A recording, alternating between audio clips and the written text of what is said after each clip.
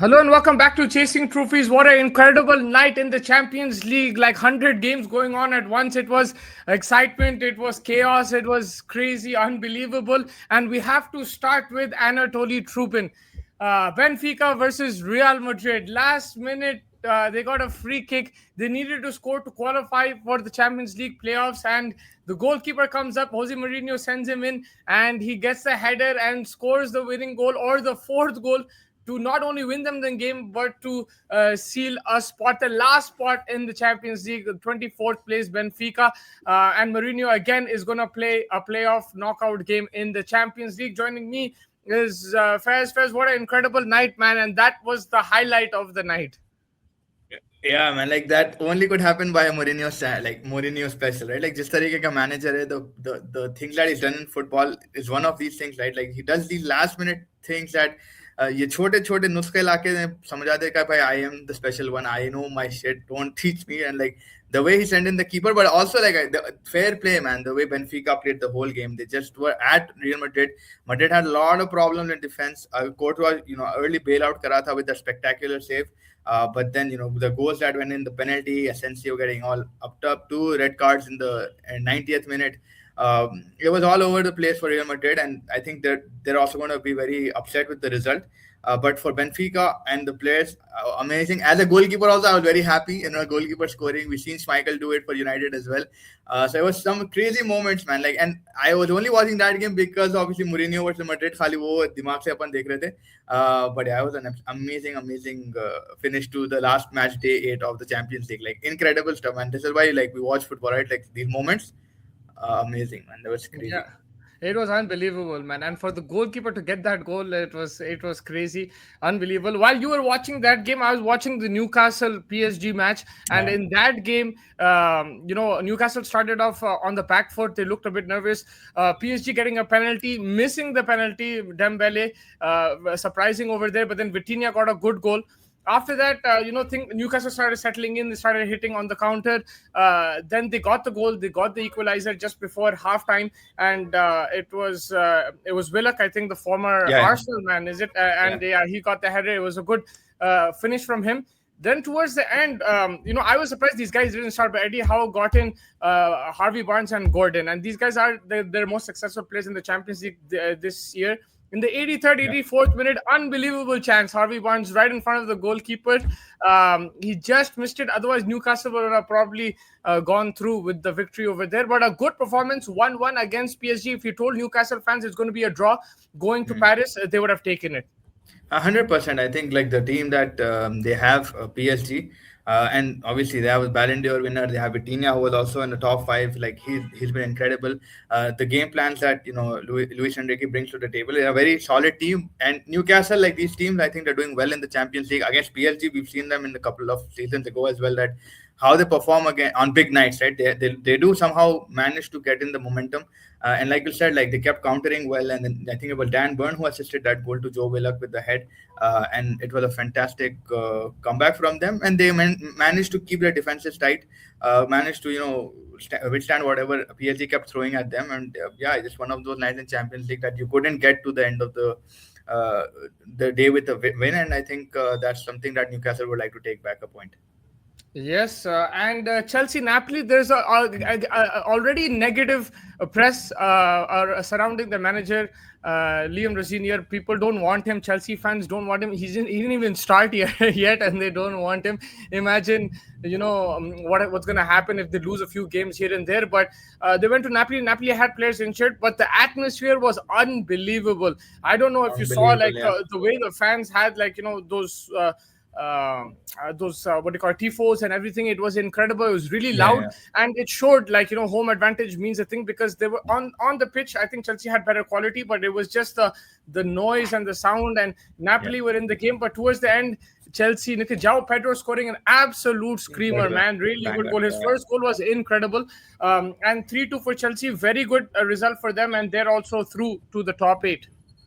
Yeah, I mean, like, yeah, as much as Chelsea fans would be like a little bit skeptic immediately, but attacking wise, the way Rosenior has come in and being more like towards the ball, not focus a lot on the defense, hold back, and spread out the play and stuff. He's just saying, Jao, Now and João Pedro playing more central forwardish. What we used to see like in Brighton, I think we used to see him more attacking towards goal, not coming off like the wing or in a 10 position. He's more in the box. So that is what he does. And like again, he would give up the second goal. I think they laid it out for him. He made it a goal as well. So that's what João Pedro is good at. Enzo as well getting the penalty in the first half. I mean, it helped them a lot, and I think yeah, Chelsea capitalized well. Well, but like you said, Napoli did come back. They did well to try to come back, led the game as well, but then Chelsea just managed to come back and get a win at Napoli, which is actually a good like kind of a thing to do as a new manager.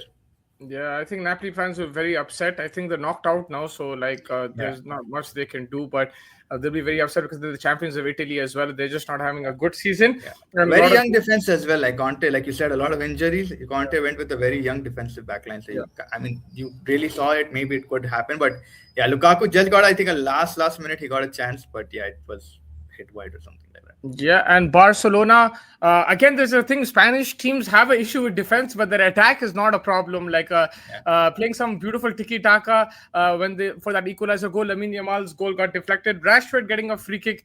Mm. That will give him a lot of confidence coming off the bench, scoring a goal as well. The likes of Pedri look really good as well. I think Barcelona have a good chance of coming to the semifinals again. Like Real Madrid, they have a defensive issue, but the quality of football that they're playing was very good, and they'll be very happy with that Yeah. result. Yeah, I think the first 35-40 minutes of Copenhagen really played very well, man. Like they held back, counter play, giving those balls, looking at the highlight. Yeah, yeah, looking at the highline and being very cautious with the pass. The strikers running through the back line, making sure they make some space. बहुत ही अच्छा pass first goal के लिए जो Copenhagen बनाए. I think that was very impressive. They were defensively good. But then obviously Barcelona have this knack of making a comeback. Even in La Liga, you see like 67, 60 से 70th minute, कहीं ना कहीं एक आध दो तीन goal मार देते. So I think in that way, if we put it, Barcelona was expected to win, but like Copenhagen did try their best.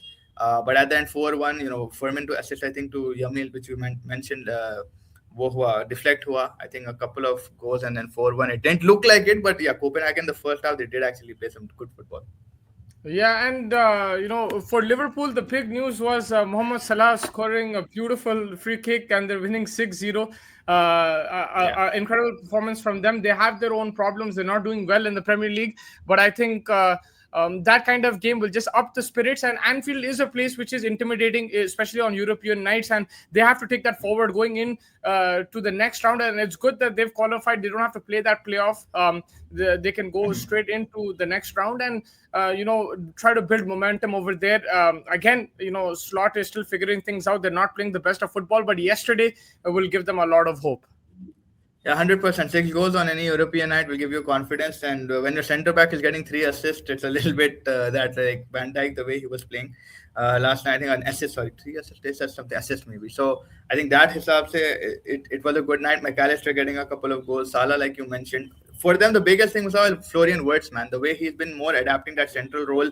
He's getting more space. People are pushing him. But the signing of the season for them, Hugo Ekitike, he dictated the whole play. Like the way he was carrying the ball, charging at the defense, pushing them back, making space, giving that 1-2 with Wirtz, going in the box. I think वो बहुत ही प्यारा कर रहा था Ekitike. And with Salah as well, there was like a couple of balls. Like he was trying to assist. I think a header or something. I was by McAllister, which was missed. So yeah, a little bit more attacking play, attacking threat. But again, injury issues are still persistent. Frimpong getting injured again. But they will be happy, like you mentioned, that they have a little bit of a break, a little bit of breathing room, so they can, do something kind of maybe some business, maybe not, but figure out something that they can do to have this momentum going ahead. Yes, and a lot of people who are missing Amiram at Manchester United, but Sporting are not missing him at all, man. What a Yeah, game, bro. Santos getting that winner 3-2, and they finished seventh. They've also automatically qualified. The qualified. last couple Yeah, of games have been incredible for them.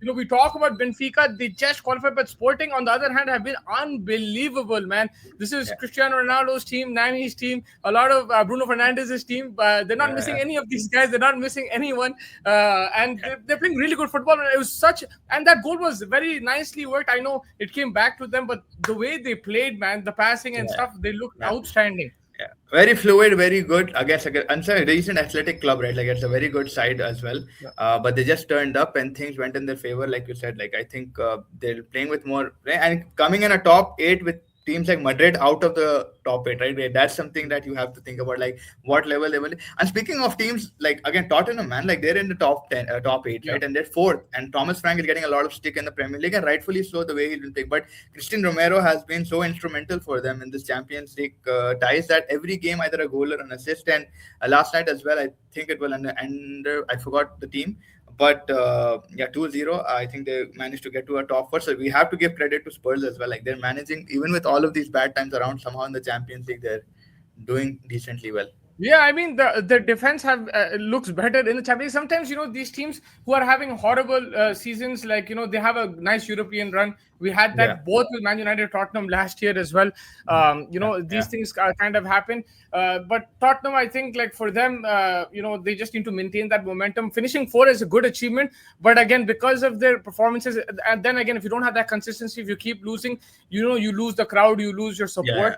So it's very important for them to improve their results in the Premier League as well. But at the same time, they can carry this Champions League run. Arsenal also winning 3-2. Havertz scoring a goal, getting an assist as well. I Yeah. think he looked pretty Open play. decent. After a long time, they got some goals from open play, and that's Yeah. where like Havertz becomes instrumental, playing a false line, getting the pressure onto him, releasing Gyökeres, that ball that he passes. This is what like Gyökeres needs, like service like this, like a bit like Haaland requires, right? Like Sida aap usko do, and then he'll try to take a shot and stuff like that. So it was like Arsenal got the goals pretty quickly. Thoda boring tha match, like it wasn't Yeah, the yeah. most It wasn't. but It wasn't that good of a performance. If you yeah, ask Arsenal fans, yeah, also they won't be yeah, that happy with it. yeah, And yeah. seeing that, I say, man, our team is so much better, man. Manchester Yeah. United, we have Let's much make the better switch. players, bro. Let's make the Man, switch to Champions League. we have Kobe Menu, Bruno, Cunha, and stuff. Like I'm Yeah. pissed off. We're fourth right now. I want to go Yeah. for the title, but it's just a joke. Arsenal also qualifying. Inter Milan also qualifying. Yeah, Inter Milan Again, also they qualified. haven't gone to the top eight, but they'll be there in the playoffs. The playoffs will be interesting. It will be a bit Yeah. exciting.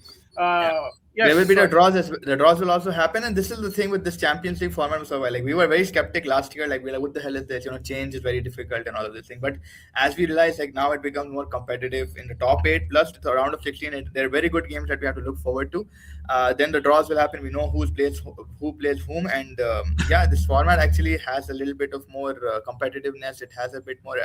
Not only from the marketing standpoint, but just from a footballing perspective, it looks a little bit more settled in this respect. it's a much better format, and they had to do it because the Super League was coming in, so they had to do something like that Yeah, because the marketing perspective you mentioned is the most important thing in any yeah, sport. Like because the yeah, TV revenue and everything, that's what yeah, like gets you the interest. Otherwise, you'll have other avenues, you'll have other leagues being created and stuff. yeah, So I think in that way, but you're also right in the sense that it's fun as well, and that's why they've done it. Like obviously they want the crowd, they want the people to be watching. So it was very good. That was an action-packed Champions League. We'll get you. yeah. We'll get back to you once the draws are there. We also have the Premier League coming up this weekend. We'll have a lot of football content coming up, so make sure you're hitting the like button, subscribe button. Thank you, Faz. Thank you, everybody. That was a very good analysis from you as well, and we really appreciate everybody's time. Make sure you're hitting the like button. Also, comment on the video. That really helps us. And stay tuned to Chasing Trophies. Good evening, Thank you so everybody. much, everybody.